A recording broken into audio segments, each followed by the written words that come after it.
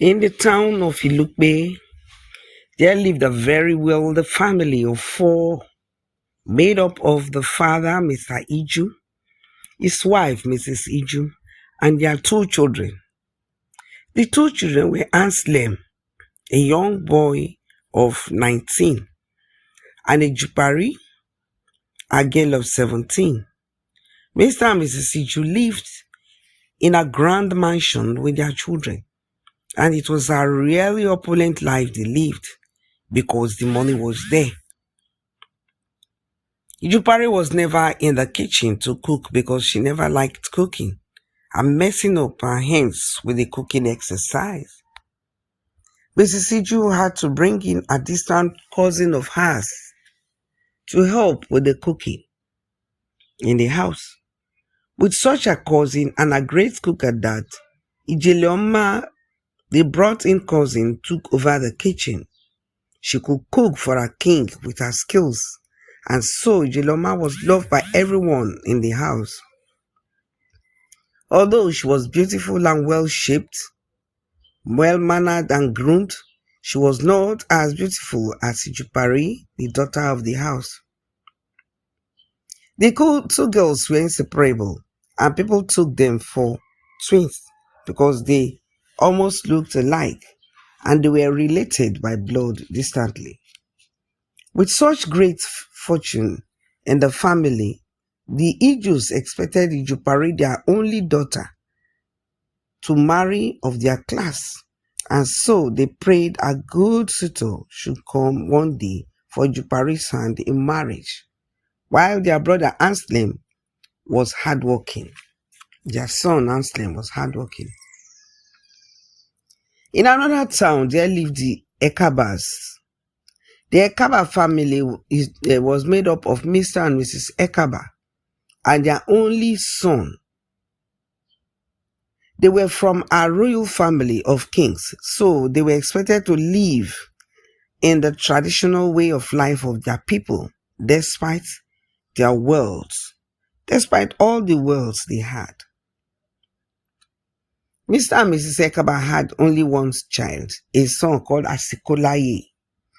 Asikolaye was a very handsome young man who loved his culture and family background. Despite his high standard of education, he had money, even more wealth than his parents.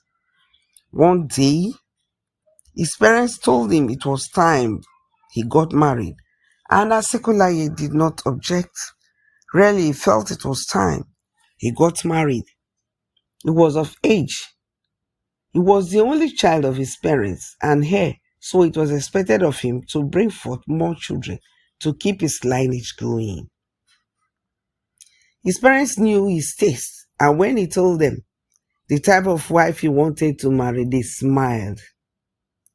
But he told them to choose a wife for him that they wouldn't mind, because traditionally that time, parents used to choose wives for their children, and he knew his parents would not choose a wrong wife for him. But then he had to monitor it all. One essential thing that must surpass every other thing he wanted in a wife was that the girl must have the ability to cook.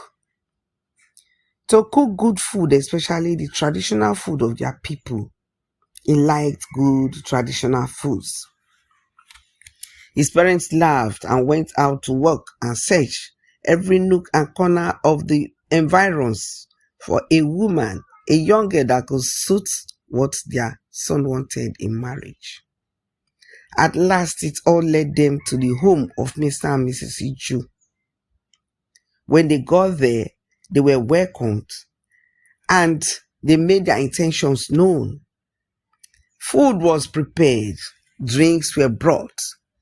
Ijeleoma prepared one of the most tastiest food she had ever cooked in her life and passed it on the table for the family to eat.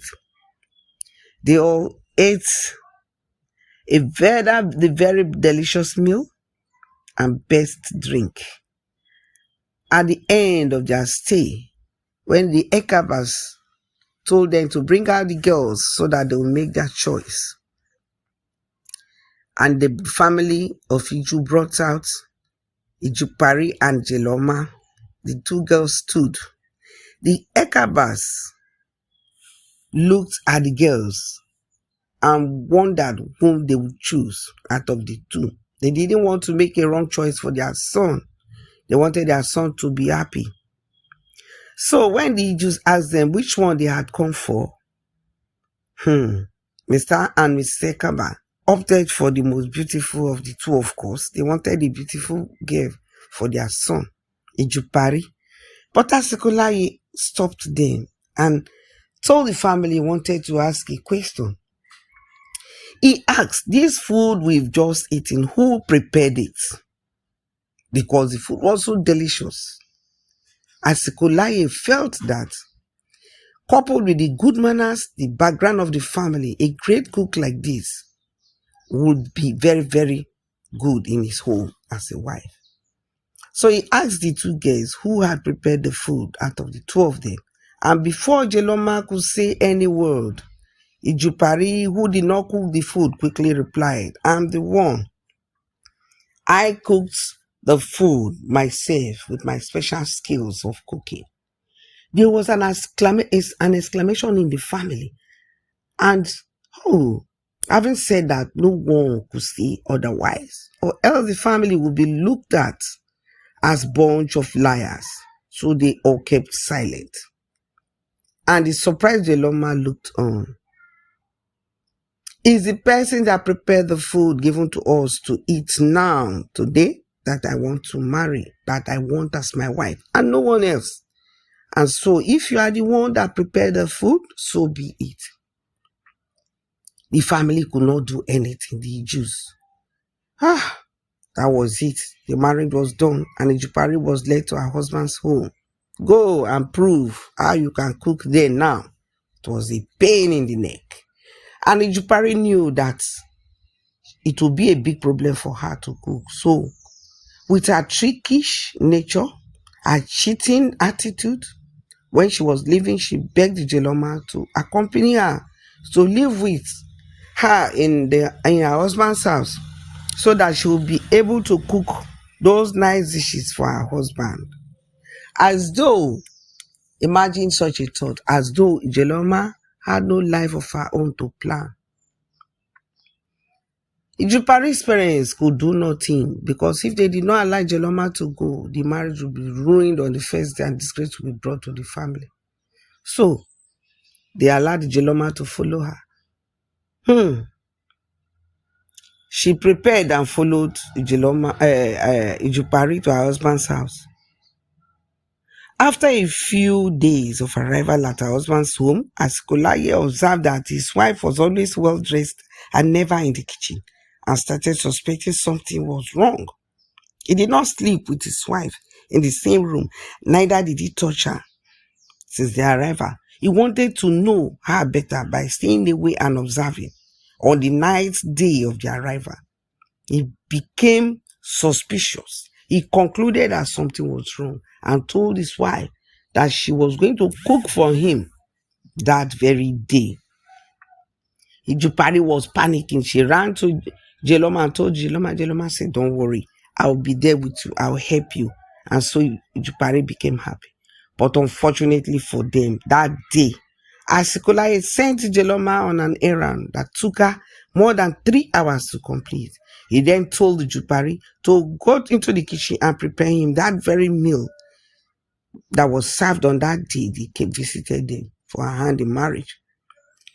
He sat down in the kitchen with her, so there was no trick Ijupari could play. Ijupari tried all she could, but she could not cook the meal. She did not know how to put salt in the food. She always saw Ijeloma clapping her hands after putting salt. She would dust her two hands together. So she thought that was the way of putting salt in the food. After jam-packing everything together, she didn't know what to put first. She started hitting her hand on top of the pot, clapping her two hands together, thinking that was how to put salt. At the end of the day, she passed the food to Asekulayi. Finally, Asekulayi looked at the food and smiled. He knew he had caught her red-handed and took the food to his parents. When they all tasted it, it was terrible. No salt, nothing, and that was it. Oil was floating all over the plate. It was a disgrace. Finally, the truth came out. Jupari was sent back home by the Ekavas, and the rightful girl that cooked the meal was brought out, and that was Jeloma. And Jeloma was given the proper accolade. As Kolaye said, yes, is this girl I want to marry. And that was it. Ijupari's bride price was returned, and Ijeloma's marriage was conducted. And that was how Ijeloma was taken back to the house. As Kolaye lost it all. That was the price paid by Jupari for being a liar, a cheat, and a lazy girl. No matter how wealthy your family is, learn to do household chores. Learn to cook as a woman for your own good, for no one knows tomorrow. Start to learn it at an early age. That is the end of the story. Please like, subscribe, and share the videos. Thanks for watching.